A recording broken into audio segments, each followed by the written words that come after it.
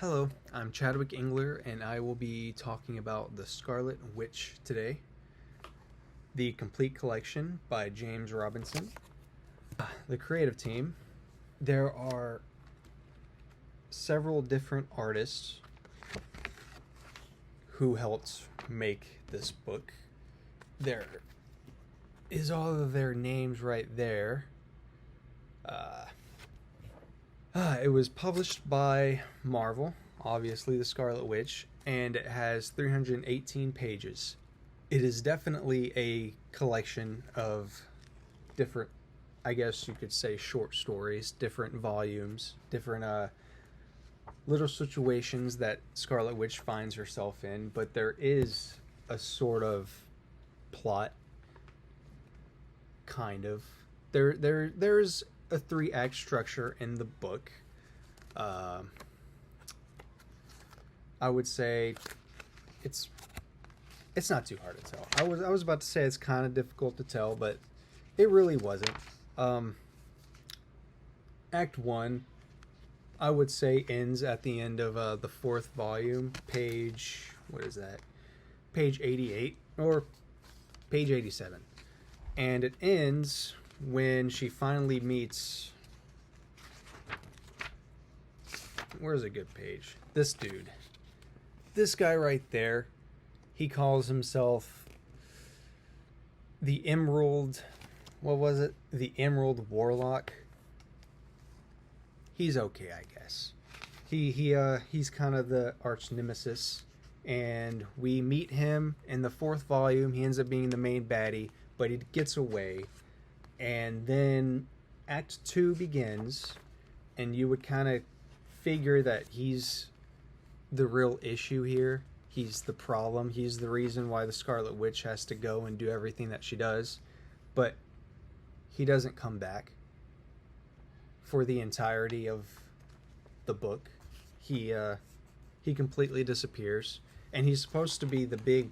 He's the reason. He's the reason why magic is going away, which is the whole reason why she goes off on her adventure to try and save the magic.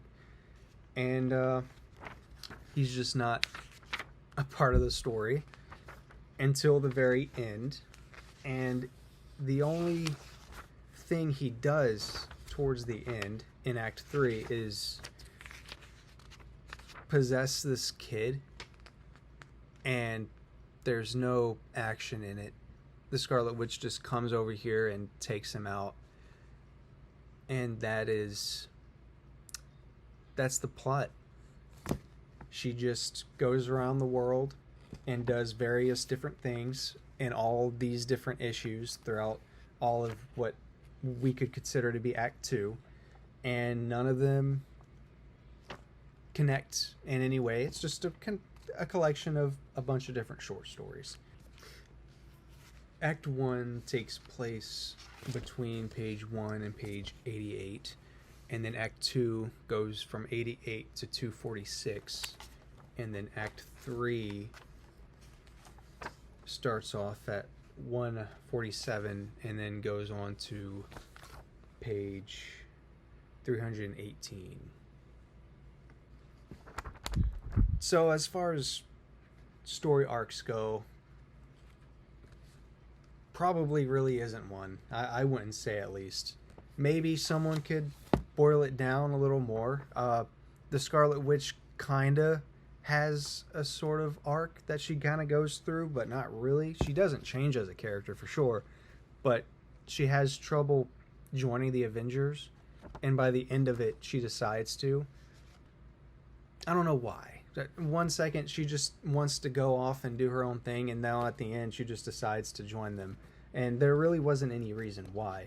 As far as characters go and character arcs, I feel like the bad guy probably has the biggest one, and that's because he goes through this he's immortal.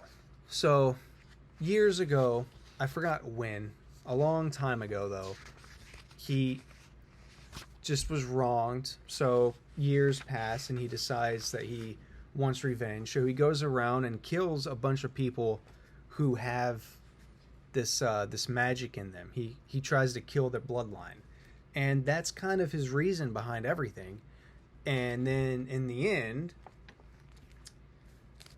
when he loses, the very last one, he loses, and we see him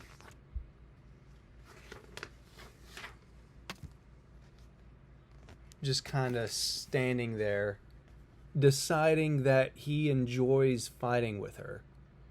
So at first he had a reason, and I guess his arc is now he doesn't have a reason. He's just enjoying the drama, I guess. I guess that's a type of arc.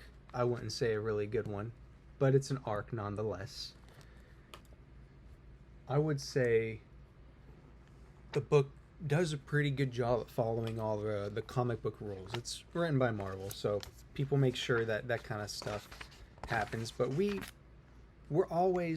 know where we're supposed to be all the time. They have really good transition.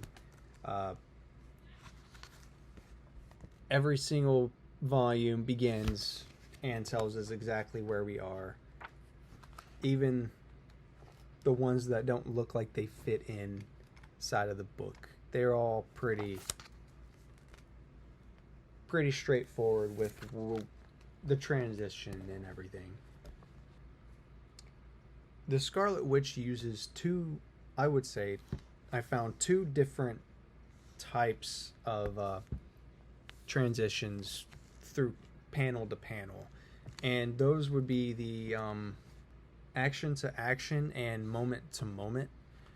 Mostly they did action to action, and we see that a lot in this panel. A lot of the crazy fight scene panels, there's a lot of talking. It goes from one and then to the other, and they just go back and forth from talk to talk.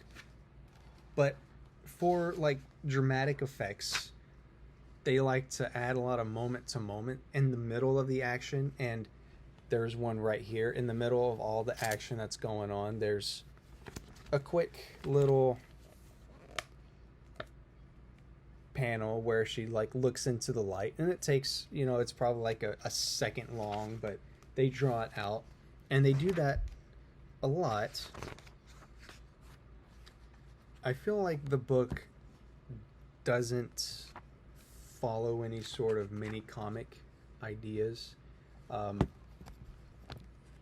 Every volume is a couple pages long, maybe 15 to 20, and they all have their own very specific story that they follow. So I couldn't get any single page and do something with it. I didn't have too much trouble following along with the flow of the text bubbles and trying to find out what everything was being said. But I do want to point out these pages. I think they're from the second volume, and they're kind of crazy. I don't read a whole lot of comic books. Maybe it's just me, but I did have some trouble with this whole page, because you're supposed to start at the top left and it keeps going, and you would think you come here, but you have to read this one first. And I do see how it kind of flows, but that would be starting right there. You start right here. So it kind of flows, but it was a little confusing. Just to make it even more confusing, there was this other page a few pages behind that just kind of broke the rule of going up and down, or up to down of a page and then going to the next one.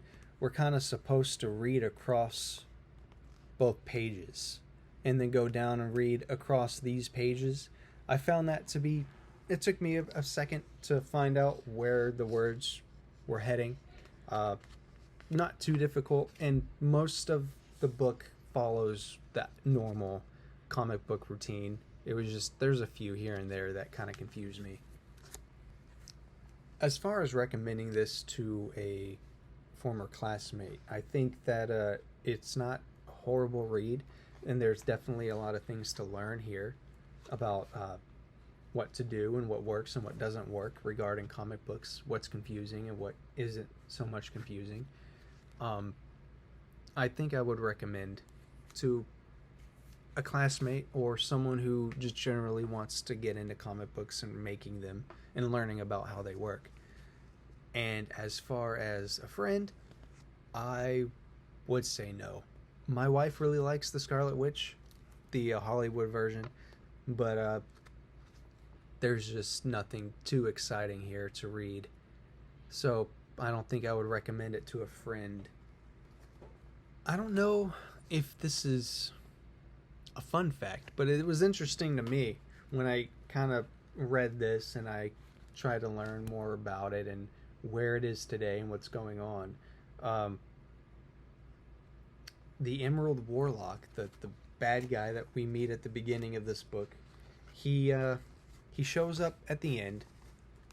This page that I showed you earlier of him just kind of sitting there spying on the Scarlet Witch like a weirdo. This is kind of a cliffhanger, kind of makes you feel like he'll be back, and that's the last we ever see of him. I don't know if that's so much a fun fact or kind of a boring and upsetting fact, but this dude is like supposed to be the arch nemesis and he never shows back up. So that's my fun fact. I hope y'all enjoyed. Hope y'all learned something, and have a good day.